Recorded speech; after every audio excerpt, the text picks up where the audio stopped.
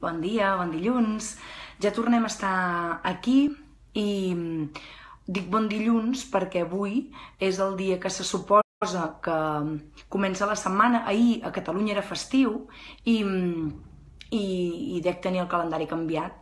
I el que anunciava fa res 2 minuts en el Facebook era que el Consell de dilluns el faríem avui, que és dimarts. És a dir, que avui és un bon Consell de dilluns en dimarts.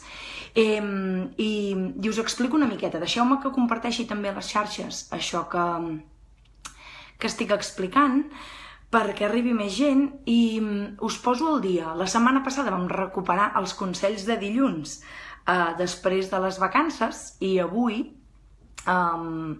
doncs recuperem el segon consell de dilluns d'aquesta nova temporada en dimarts, com us deia ara. Llavors, la setmana passada també vaig començar amb un tema de sexualitat i avui doncs també seguim amb un tema de sexualitat. Ahir us penjava en el consell de dilluns alguna cosa que pretén ser una mica una ajuda per millorar els orgasmes en parella, i ara us explicaré una miqueta per què us penjava aquest consell i com tenir algun recurs per millorar en tot plegat.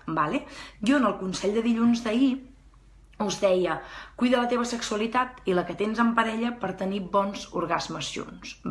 I crec que és important matisar què vol dir aquests orgasmes junts, perquè aquest consell no pretén de cap de les maneres fer apologia d'aquest mite de l'orgasme en penetració, en parella, simultàniament. El que pretén aquest consell és donar un cop de mà a aquelles persones que poden orgasmar quan estan sols o quan estan soles, però que quan estan en parella els hi costa, i sigui amb la via que sigui, mentre estan tenint penetració o quan s'estan masturbant en parella o quan estan rebent sexe oral. Sí que és cert que ens detectem molts cops a teràpia que quan tenim algú més amb nosaltres és més difícil arribar a l'orgasme, i per això dèiem que era important cuidar la sexualitat individual i la sexualitat compartida per arribar a bons orgasmes. Us penjaré un enllaç sota d'aquest live d'un article al periòdico que vaig escriure la setmana passada amb 5 claus per poder tenir orgasmes en parella. I el Facebook Live d'avui, d'aquest dimarts que tenim aquí davant, doncs pretén ajudar-vos a aconseguir o a millorar o a veure quins ingredients necessitem per poder orgasmar plegats sense problemes. Què vol dir cuidar la teva sexualitat i cuidar la sexualitat que tens en parella?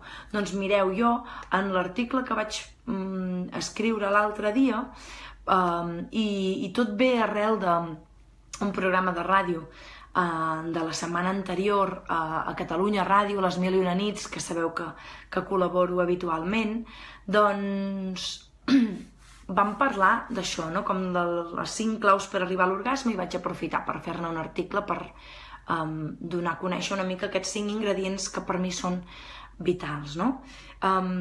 No us els explicaré àmpliament tots perquè tampoc vull que aquest consell de dilluns en dimarts duri molta estona, però sí que us convido que entreu en l'article per poder-vos el llegir. I d'aquí una estona penjaré una infografia també que resumeix aquests 5 ingredients.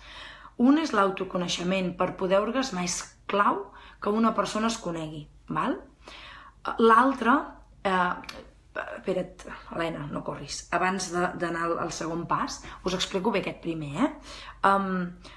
Coneixes físicament, és a dir, conèixer quins racons del teu cos són més erògens, conèixer quins racons del teu cos són més orgàsmics, però també conèixer quins racons del nostre cervell ens permeten orgasmar. Sabeu que la setmana passada parlava de la biblioteca de recursos eròtics, podeu rescatar el vídeo, i per això és molt important saber què ens excita, què ens agrada, què no ens posa gens, què és el que ens enfila fins aquí dalt, perquè com més excitats estiguem, més fàcil serà orgasmar, i per això és molt important conèixer els racons del nostre cervell eròtic. Un cop ens coneixem bé física i mentalment, ho hem de compartir en parella. La nostra parella ens ha de conèixer a nosaltres, ha de conèixer els nostres racons físics que ens agraden més, i també conèixer una part del nostre cervell eròtic. No sé, potser no tot, potser ens volem guardar algunes coses per nosaltres, per la nostra intimitat, que també és important. Però és important que la nostra parella també ens pugui conèixer. Què més? Tot això és per pujar els nivells d'excitabilitat, i l'excitació és el tercer ingredient, la tercera clau que necessitem per poder orgasmar. Si excitem bé el cos i excitem bé el cap, això implica una retroalimentació contínua del cos i el cap, i del cap al cos, llavors evidentment la nostra excitabilitat pujarà, i aquí és molt important, el cos és molt important per pujar l'excitació, però per mi és més important aquest d'aquí, és a dir, si el nostre cervell està molt excitat, si el nostre cervell eròtic està molt excitat, les sensacions es disparen moltíssim, per tant, és molt important conèixer-nos bé per poder pujar aquest nivell d'excitació. Què més? Concentració. Per orgasmar ens hem de concentrar, i això potser és més important en dones que en homes, no? Potser aquest problema que dic jo, de gent que li costa més orgasmar quan està en parella, és un problema més habitual en les dones, no només per aquesta mitologia de l'orgasme en penetració, que jo molts cops ho dic, la vagina és el canal del part, és per parir. Una altra cosa és que trobem maneres d'orgasmar mentre estem tenint penetració, això és una altra cosa, però sí que realment sembla que a les dones hi ha més dificultat en general que els homes a l'hora d'aconseguir els orgasmes quan s'està en parella.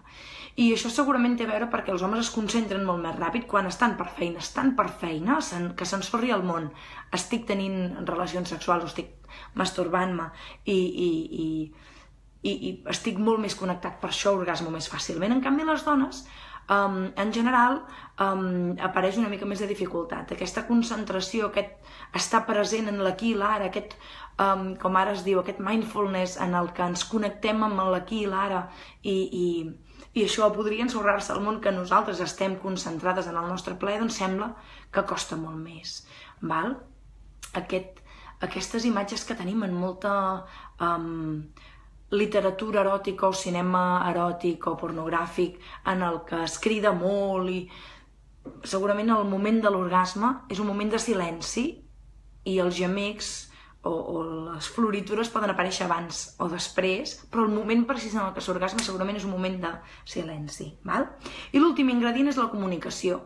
Si jo em conec perquè l'altre em pugui conèixer, hem de trobar la via de comunicar-nos, i això pot ser parlat o ensenyant-li físicament com tocar-nos a la nostra parella, però és molt clau poder parlar abans, durant o després del sexe amb la nostra parella, perquè si no som una parella que podem tenir relacions sexuals però que no en parlem, i és una part que falta moltíssim perquè la meva parella em pugui conèixer, jo li he d'explicar d'alguna manera o una altra.